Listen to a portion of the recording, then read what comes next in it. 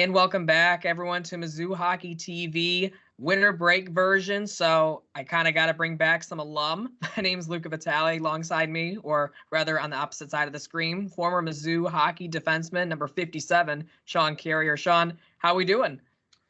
Living the dream here in Kansas City right now. It's holiday season. It's a great time of year, so a lot of things to be excited about. Yeah. So you've been in the real world now, as some would say, for what, 6 months now? Yeah, just about. Okay. So just for those that don't know you, who are you exactly and what are you up to these days? Yeah, so like Luca mentioned, I'm Shaun Carrier. I graduated last May with a degree in TV journalism. Um, Over the summer, I got myself into kind of like a internship position with the Kansas City Mavericks, and over in August, right before their season started, they bumped me up to be their color commentator. Once again, it's this second line centered by Andreev with just some great passing as Andreev finds Jackson, who manages to get a pass streaking across the crease, and it sneaks on to Cole Koski's stick right where he likes to be, on the back door, as he gets his 5th goal of the year and couldn't come at a better time for the Mavs. So if you're not familiar with the Kansas City Mavericks, they're the ECHL hockey team in Kansas City. They're the only professional hockey team in Kansas City, but it's essentially the equivalent of like AA baseball if you're more baseball fan. So it's not the highest of the highs, but it's definitely not the lowest of the lows. And right now I'm just happy to be in that position, and I get to show up to work and talk about hockey. So I'm definitely not going to complain.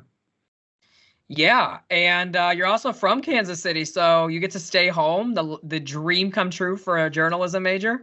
Yeah, nothing like being a 22-year-old and sleeping in your childhood room. It's it's fun. My parents are great, so I definitely am thankful for that.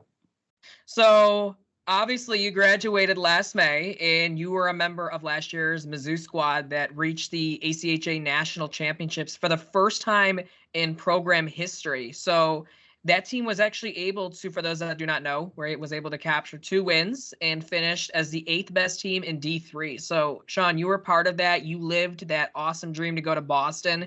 Can you sort of just discuss what that experience, what meant to you and the rest of the team, just getting to the opportunity to compete on the biggest stage? Yeah, I think it just honestly started in the first half of the year. We didn't get out to the greatest start, definitely not one we were hoping for. And then all of a sudden, kind of the rankings were coming out, and we were only a couple spots out of the running for nationals. And obviously that was always the goal going into the season. So I think we just kind of put our foot on the gas in the second half of the year. I think we benefited from kind of our schedule, getting the bulk of our heavier, higher rated opponents out in the first semester. And then that second semester, it was just every weekend we just kept winning games, and that streak kind of started coming alive, and then we were able to win a regional tournament. And so just being able to go up to Boston, hop a plane ride with everyone, just felt really amazing to be there. It was something that, the entire 4 years I was at Mizzou, I was really hoping to do, be able to compete for a national championship with some of my teammates. And just being in Boston with 20 people that I really care about, competing our butts off, it was really the time of my life. Yeah, and you mentioned it in the earlier part of your response, is that Nationals run, it came with adversity. You guys closed out that first half of last season with a split series against Maryville, and you guys were only 6-6-1. Now, granted, the rankings were coming out and you guys were very close, but I'm not going to lie to you. Me and the broadcasting department, we looked at it and like making a trip to Nationals. It looked like a long run, just a lot of inconsistencies against Nebraska, Lincoln, against North Texas. But then you guys just finished that season with a 15-game winning streak. Was there just something that clicked in the locker room to start out that second semester? Because you guys just look like a different team.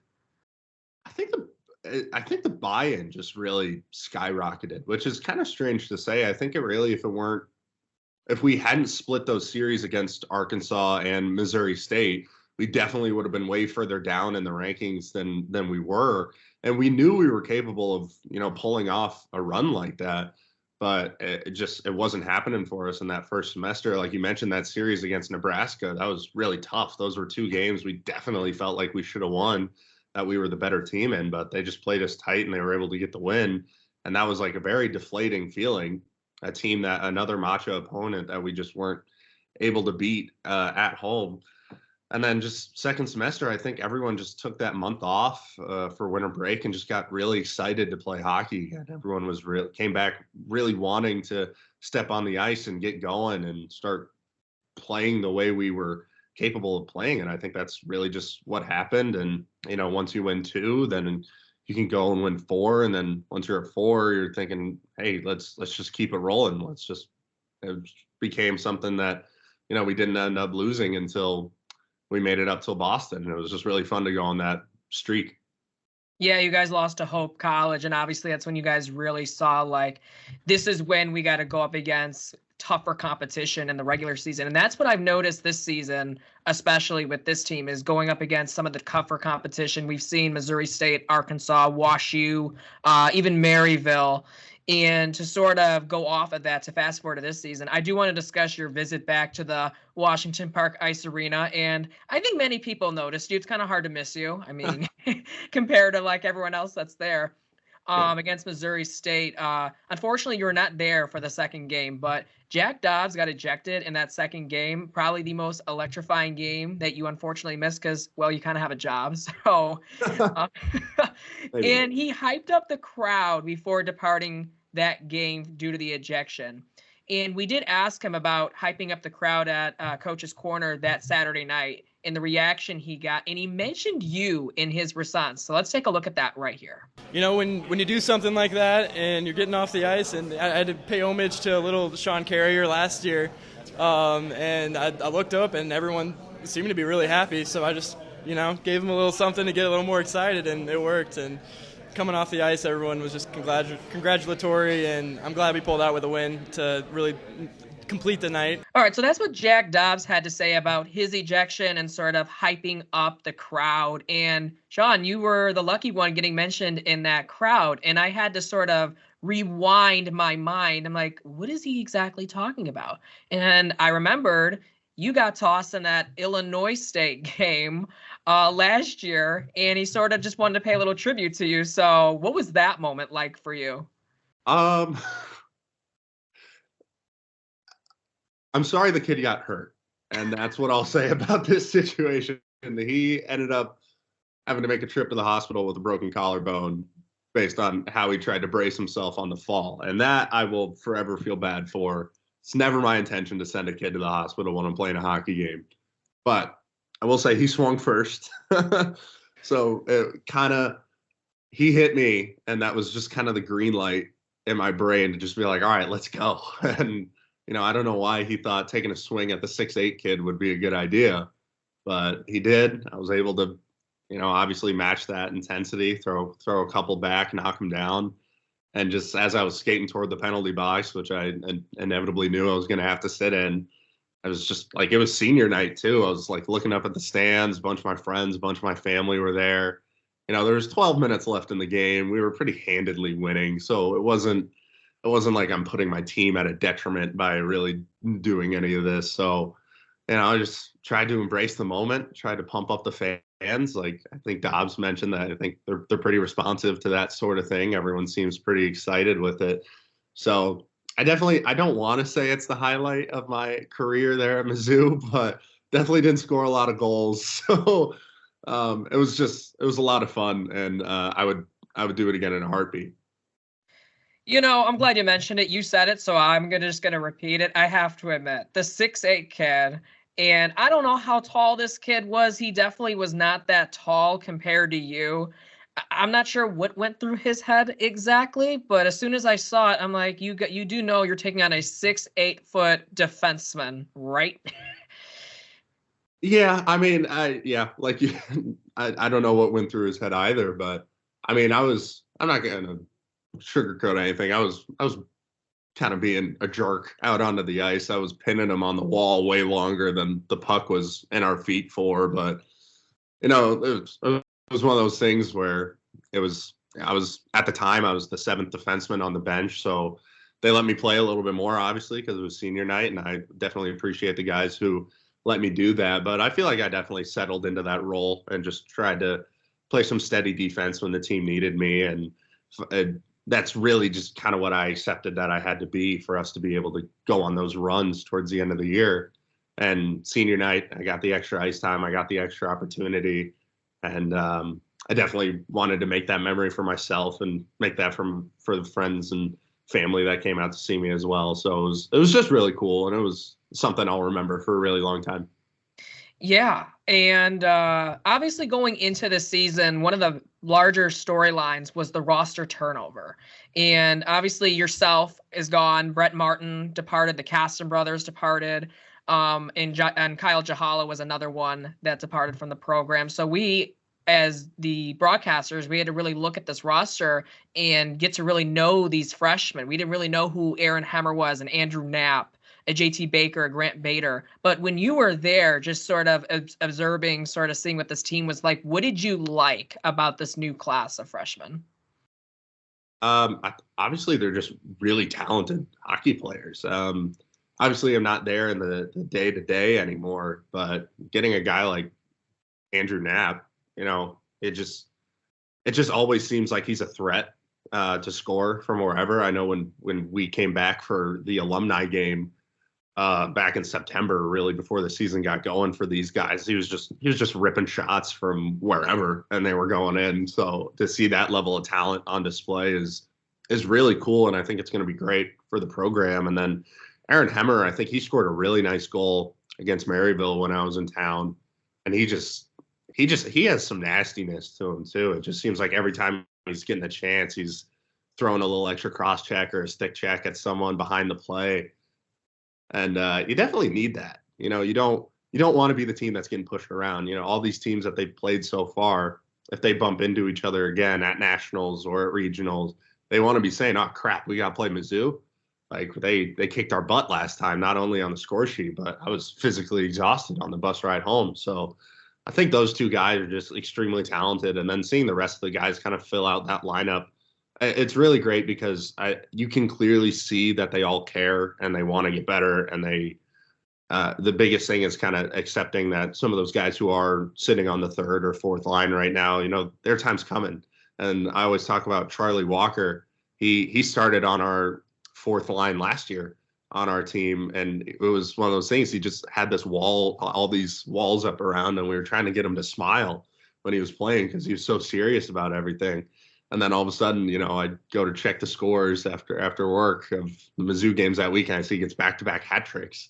They're going to continue to get better, and it's great to see, and it's definitely going to be great for the program down the stretch.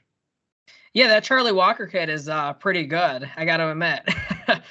I mean, he's a sophomore, but I'm not going to lie to you. Earlier in the season, we sort of just talked about the Nick Spolik line with Danny Rudman and Andrew Knapp, and now we're really sort of focusing now on this Nathan Austin, Charlie Walker, and Aaron Hemmer line because they have been outstanding the second half of the first half of the season against Arkansas, Purdue, Missouri State. They have been really the ones that have really been the catalyst for this offense. Yeah, and I think you definitely need that. You can't rely on 2 or 3 guys to get the job done. You're going to end up losing a couple of hockey games that way. So to see the depth really step up, I think that really just proves what this Mizzou team is made of, and it's no surprise why they're such a highly ranked team in the country right now. Oh, yeah. Speaking of those rankings, that was our next thing that I really wanted to discuss here is the final rankings for 2023 just came out not too long ago, in Mizzou entering the top of the ACHA D3 rankings for the first time in program history. What is your reaction, and what does this say about this team? I just think they earned it, and that's the biggest thing. It's not like they're benefiting from a lower strength of schedule that we've had in years past. It's just the fact that they're going out there and they're kicking butt a weekend in and a weekend out. This was my freshman year.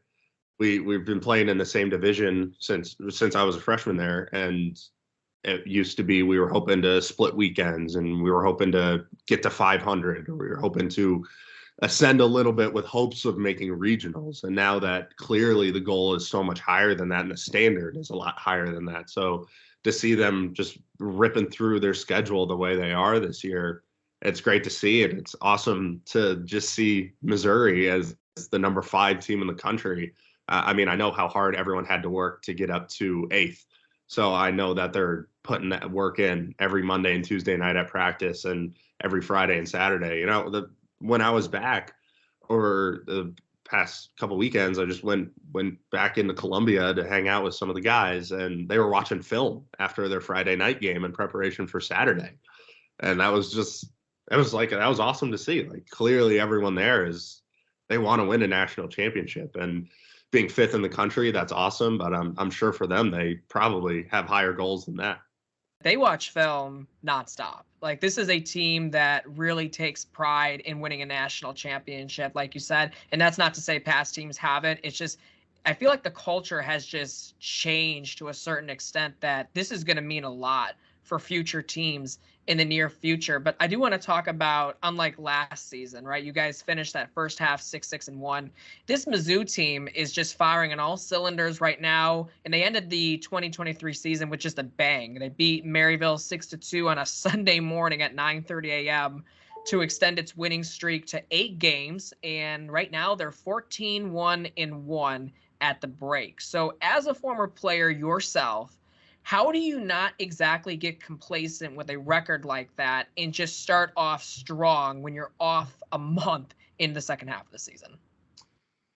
I mean, I think the biggest thing for all these guys is, especially with playing ACHA hockey, you have to love it. Like, it is not easy being a Mizzou club hockey team player. I mean, you're dealing with late night practices twice a week, games 2 days a week, on top of, you know, I know they're doing workouts on Wednesdays as well. And so this clearly used to just be, I don't want to say clearly, but at least my freshman year, there were a lot more guys who were part of fraternities and different clubs and organizations. And there's absolutely nothing wrong with that for those kids who do want to try and do both. But you have to love hockey to play, because driving down to Jeff City that many times in a year is not that fun. It's not a pretty drive. But so I think the biggest thing for these guys is you can close that chapter of your season and say, hey, look, we lost 2 games, one of which in overtime, like 14 wins. That was a great half of the season. Let's keep it going. I think they're all going to come back really excited to keep that streak going. And I know a lot of the guys still on that team, and I really doubt any of them are going to get complacent. I really don't think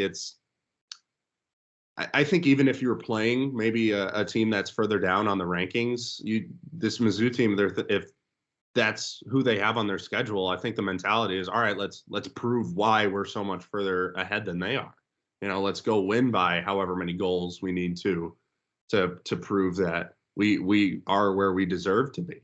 So I think that's the biggest thing, is that just their mindset. I really don't see them getting complacent, but definitely after the long break, it's just mental focus. You're gonna have to switch pretty quickly from being home and being on the holidays and being around your family to, all right, it's time to get back to work. And I think they're all gonna probably excel at that. I really don't think they're gonna have any issues with it. Yeah, and I'm sure you heard about this news as well. I think it was finals week for everyone, but it was sort of a sudden, like, release of news, and I don't think anyone really expected it, but Mizzou is accepted by the ACHA to compete in D2 beginning next season and to compete in that gold division. So we're talking about teams like U of I, Iowa, Bradley, those sort of teams. What was your initial reaction to this news? I'm just happy for the guys on the squad, and definitely the guys who are going to be there next year. The team used to compete at D2 the year before I got there. And so they moved down to D3 my freshman year. And so I think it was always the goal to get back to D2, but, you know, we didn't have the most successful seasons my freshman and my junior year. And then obviously there was no season my sophomore year because of COVID. But I think it was always the goal to get back to D2.